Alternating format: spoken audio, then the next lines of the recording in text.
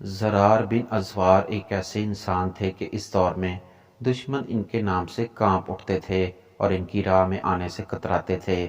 جنگ ہوتی تھی تو سارے دشمن اور فوجیں زرہ اور جنگی لباس پہن کر جنگ لڑتے تھے، لیکن آفرین حضرت زرار ذرہ تو درکنار اپنا کرتا بھی اتار دیتے تھے۔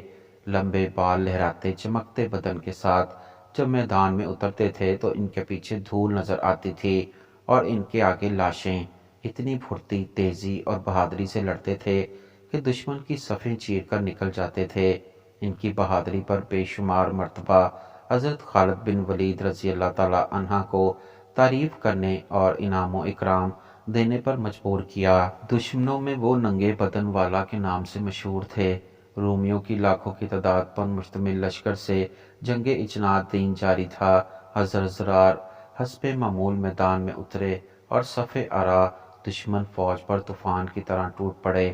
اتنی تیزی اور بہادری سے لڑے کہ لڑتے لڑتے دشمن فوج کی صفیں چیرتے ہوئے مسلمانوں کے لشکر سے بچھڑ کر دشمن فوج کے درمیان تک پہنچ گئے۔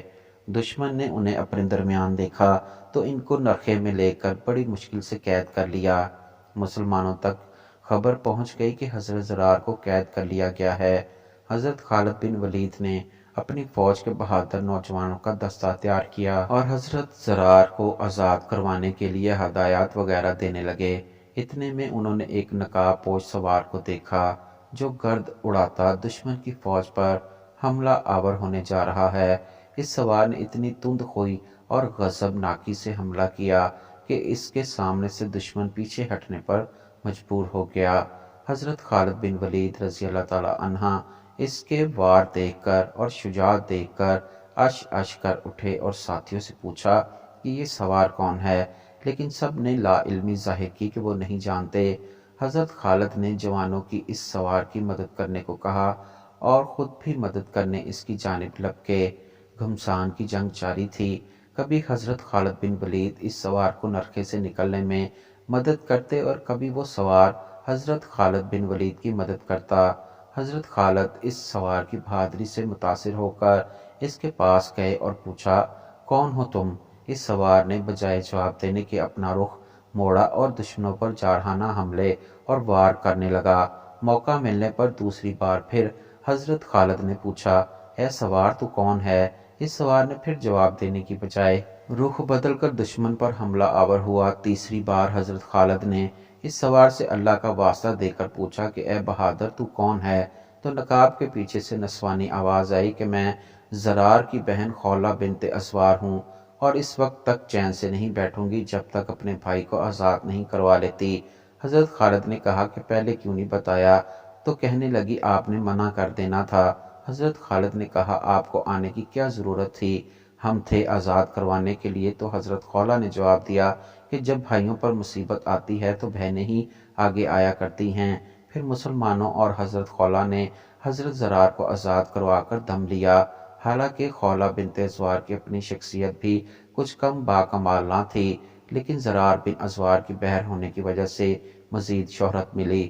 زرار بن ازوار کا ذکر ملک شام کی فتوحات میں نمایاں طور پر ملتا ہے۔ حضرت زرار والے واقعے کے کچھ ہی عرصے بعد شام کے عیسائیوں نے اپنے کمانڈر بولس اور اس کے بھائی بطرس کی قیادت میں مسلمانوں کے ایک چھوٹے لشکر پر حملہ کر کے کچھ مسلمان خواتین کو قید کر لیا، جن میں حضرت خولہ بھی شامل تھیں۔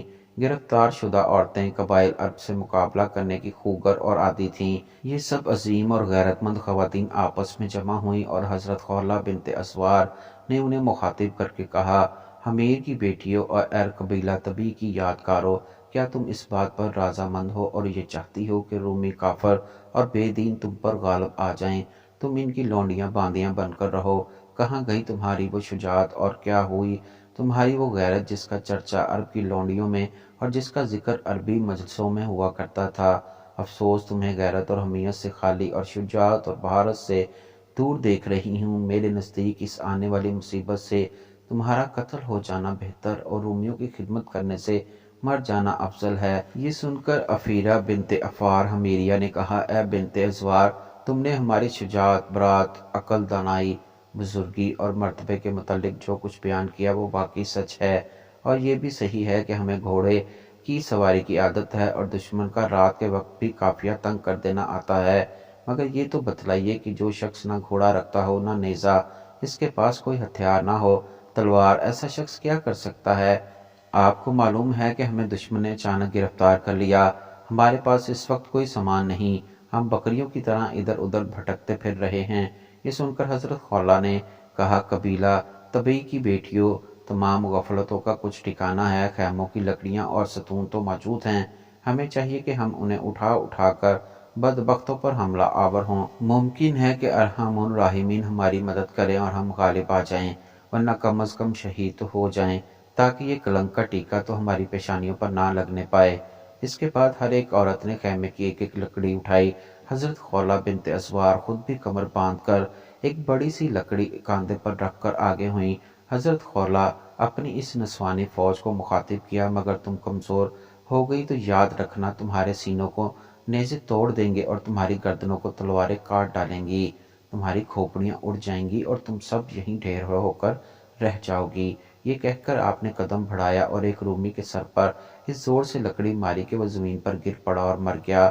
رومیوں میں کھلبلی مچ گئی، جیسے ہی کوئی دشمن ان کے قریب پہنچتا تھا، یہ پہلے لکڑیوں سے اس کے گھوڑے کے ہاتھ پیر توڑ دیتی تھیں اور جس وقت وہ سوار الٹے منہ گرتا تھا تو ضربے مار مار کر اس کا سر توڑ دیتی تھیں، اس لیے ان تک کوئی نہ پہنچ سکا۔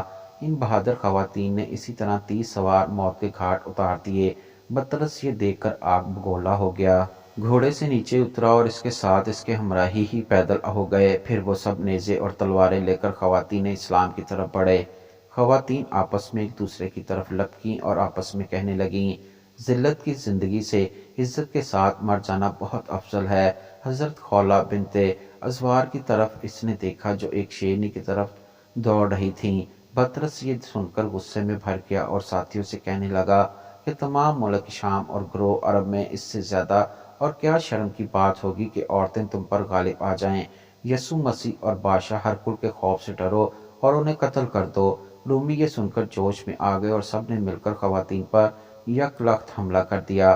خواتین اس شدید حملے کو صبر و استقامت سے برداشت کر رہی تھیں کہ اسی دوران انہوں نے حضرت خالد بن ولید اور ان کے لشکر کو دیکھا جو گرد و غبار اڑاتا ہوا اب ان کے قریب پہنچ چکا تھا۔ مجاہدین کی تلواریں چمکتی ہوئی خواتین کو نظر آ رہی تھیں۔ حضرت خالد بن ولید کے لشکر نے جو اس واقعے کی خبر سن کر فوری مدد کے لیے آیا تھا، حملہ کر کے اپنی بہادر بہنوں کو بھیڑیوں کے نرخے سے چھڑا لیا۔ خولہ بنت اسوار کی وفات خلافت سیدنا عثمان رضی اللہ تعالی عنہ کے آخری دور میں ہوئی۔